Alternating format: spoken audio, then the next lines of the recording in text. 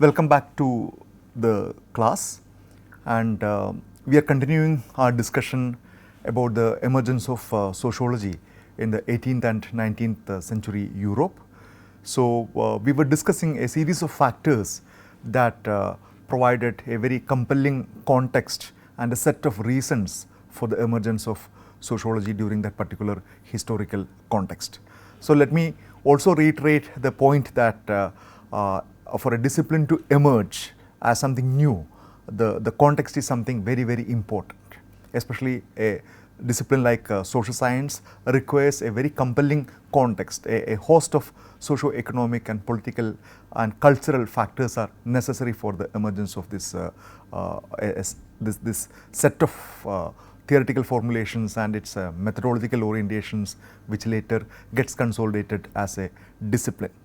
So, when you look at these factors, or when you look at this major transformation, the great transformation that swept across Europe during this very definitive period in its history, in terms of the political realm, in terms of the political sphere of society, two important factors emerged to the fore.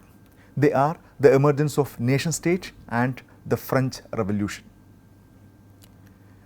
Now, nation states, we are all familiar that it is one of the most prevalent or the most important form of political organization, and we are so accustomed to that. But we must know that this form of political organization in the form of a nation state is of very recent origin. It has not been the kind of way in which the human beings decided to organize themselves throughout the history. So, the nation state arose with the expansion of capitalism, and state replaced the city as the major center for power and commerce. So, there is a very close connection between the expansion of capitalism and the emergence of nation state, and the state replaced the city as the major center of power and commerce. So, we know that in earlier kingdoms and in earlier empires, it was the cities that were the nerve center of commerce and then merchandise activities. But with the expansion of nation states, these nation states became the unit of these economic activities, and that played a very important role in the emergence of capitalism.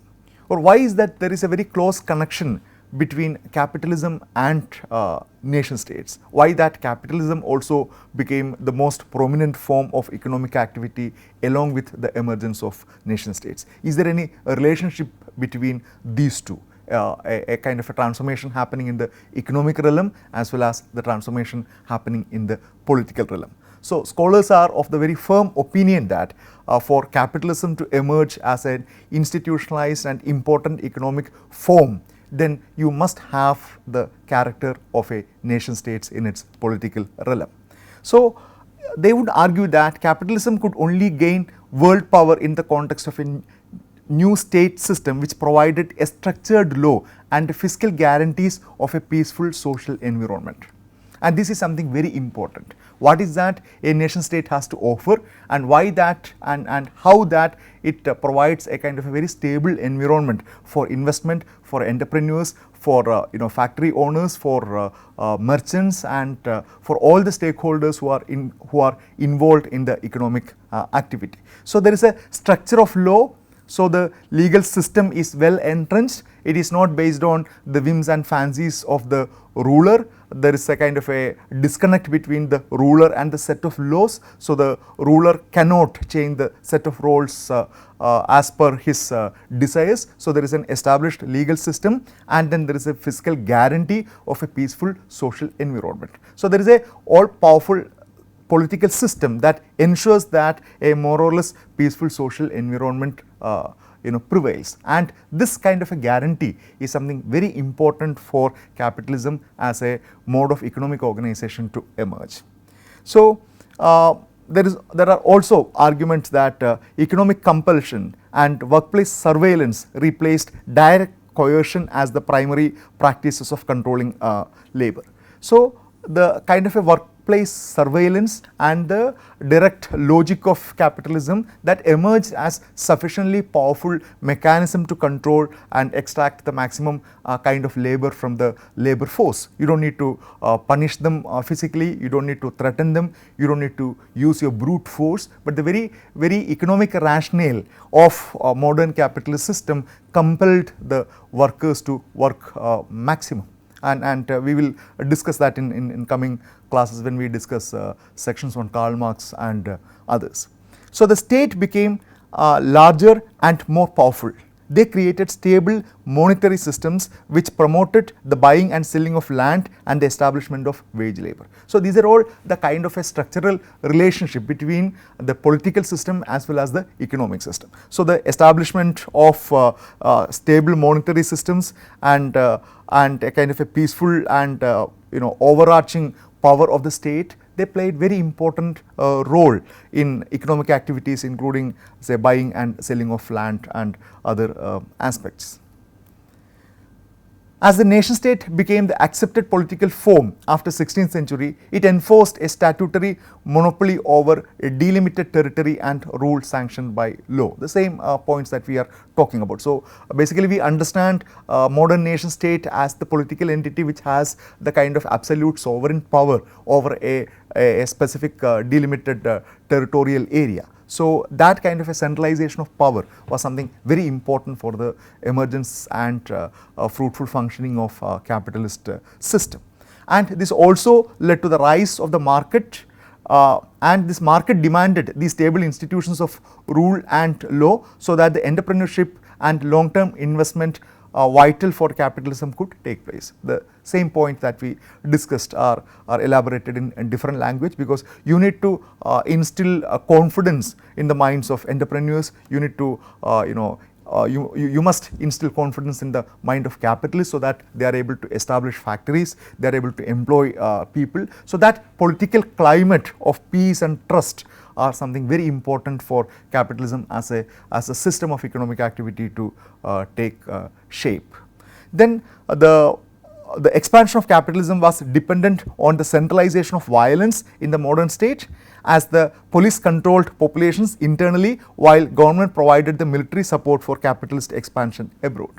And this is one of the very important insights about how the kind of aspects of violence associated with the modern state is in many ways helpful for the capitalist expansion. We know that one of the very important features of modern nation state is that it alone has the legitimate power of using violence. State alone has the ability to use legitimate violence over its citizens. So, our police force, or every state ensures that it uses the police force to control its internal population, while it also provides the kind of military support for capitalist expansion abroad. And this was extremely important in the colonial context, as you must be knowing that the major European countries fought relentlessly over several centuries for the control of different colonies in different parts of the world, in Asia, in Africa, in Latin America. So, the nation states could really do this dual function of controlling its internal population as well as providing military support for the capitalist expansion abroad, so that new markets can be identified, new places can be identified from where raw materials can be sourced. Then, along with this emergence of nation state as a very predominant form of political organization, one of the most important incidents, or one of the most important episodes in the European history was the French Revolution that began in 1789 and went on for next 10 years. Because that is why it is considered as one of the most significant political events in not only in Europe but in the whole world, because the ramifications of French Revolution and its consequences, its reverberations, it became very evident in the later political processes, not only in Europe but across the world. And it is extremely important for us to understand what were the kind of connections between French Revolution and the emergence of sociology. How did a particular incident, a particular political development provided a very important impetus for the emergence of a discipline like sociology. So, you must be knowing what exactly happened in French Revolution. I am not going into the detail. So, it actually is the overthrow of the feudal estate system, where the king exploited the vast majority of commoners of the third estate with the help of the clergy and nobility who occupied the first and second estate respectively. So, we are talking about the specific type of social organization that happened, that existed in France during that particular time, known as this estate system, comprising of 3 estates: the clergy, the nobility and the commoners, and the king used the first 2 estates basically to exploit the ordinary people who represented the vast majority of the population. And after a series of political developments, there was a mass uprising, and people they took up a kind of an armed revolution, and they guillotined, they beheaded King Louis XVI and his wife, and it had a very bloody end. And though we know that Napoleon Bonaparte took over after the French Revolution, it did not really succeed in all its stated claims, like, because it did not lead to a kind of an immediate democracy. In that sense, French Revolution was a partial success, but the kind of consequences and the kind of premises on which this French Revolution took place has had a very significant, long-lasting impact and impression all over the world. So, the year 1789 witnessed an extraordinary phenomenon, a population rising up and transforming what was previously assumed to be natural order of things. So, this is one of the most important aspects. Things which were considered to be natural order of things, things or political arrangement or social arrangements which were considered to be immutable, okay, things which were considered to be unchangeable, were now seen as very, very brittle. They are seen as things can be overthrown.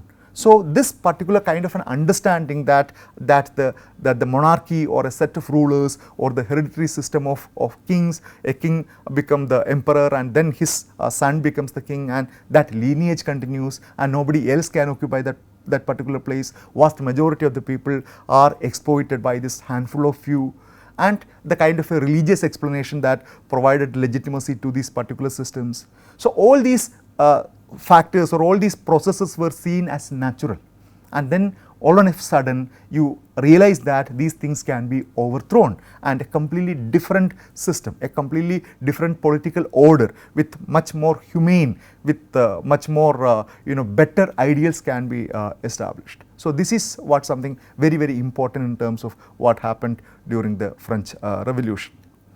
So, it was a revolt against royal despotism. It was against hereditary privilege and economic oppression, and a revolt in the name of democratic government, political equality and human rights. If royal despotism and hereditary privilege and economic oppression, if there were the order of the day, if there were the very, very established ways in which people were living for centuries, then you realize that they can be replaced with far better forms of arrangement in the name of democratic government, where everybody, irrespective of your economic position, irrespective of whether you are a landed person or you are a landless person, whether you are educated or whether you are not educated, whether you are a man or a woman or a white or a black, irrespective of all these social markers, you are able to take part in this democratic process. You have a say in your own governance. And the most important ideal about political equality, everybody is equal. There is no distinction on the basis of birth.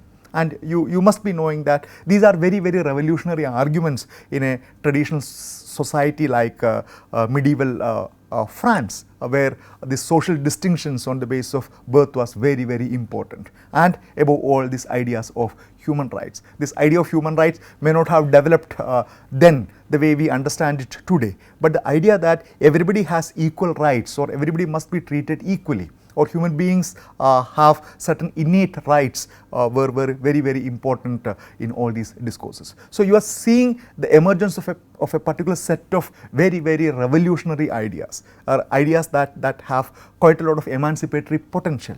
And with these kind of ideas, you are confronting an age-old oppressive and exploitative system. So, the idea became prominent that the old social order could be swept away in a revolutionary act, and society could be remade according to the dictates of the reason.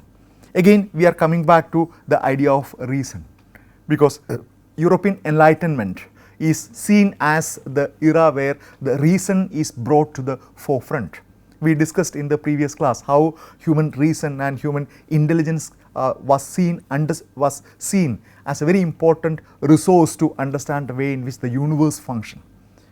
By completely setting aside or by completely dismissing the theological explanation of the world, people or scientists argued that you can use reason, you can use human intelligence to understand the way the universe functions. So, similarly, the similar argument is now taken from the field of natural sciences and physical sciences into the realm of society. So, the argument is that you can use the dictates of reason, you can use your own logical thinking in order to remold the society the way you want, and that too through a revolutionary act, a very swift act. You don't need to wait for centuries for the very gradual changes to take place. These drastic, overwhelming, complete transformation can be brought in a very, very short period of time if there is a popular uprising.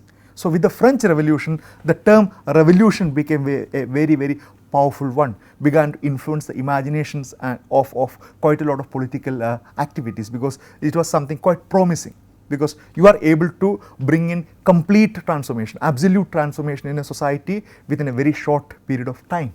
And whether it is violent or not was not the kind of concern that most of these people had. So, you can old social order could be swept away in a very short and very effective revolutionary act. So, the revolution affected the entire social structure of France, abolishing customary relationship between the classes. The whole estate system crumbled. The kind of centuries old traditional system, the kind of system which has both social, political and economic underpinnings, were collapsed. The French Revolution invented the idea of political rather than a religious revolution as a vehicle for fundamental social change. The kind of arguments about arguments by the church, arguments by the clergy, that the change is possible but only through the platform of religion, only by listening to the arguments and advices of the clergy. This was completely dismissed, and a very powerful argument, indeed a way to achieve salvation in this world. This is an extremely important point, because they argued that at least quite a lot of scholars and then philosophers who belong to this period argued that you don't need to really wait for a salvation after your death. The promise of heaven, we are not sure whether it exists or not, whether it is real or not, but more importantly, you must work to establish a heaven in this world, a heaven in your lifetime, not after your death. So, they promised a kind of a salvation in this world, not in the other world, not in the world after your death. So, it was, in a sense, it was a major process of secularization, where the idea of salvation was secularized.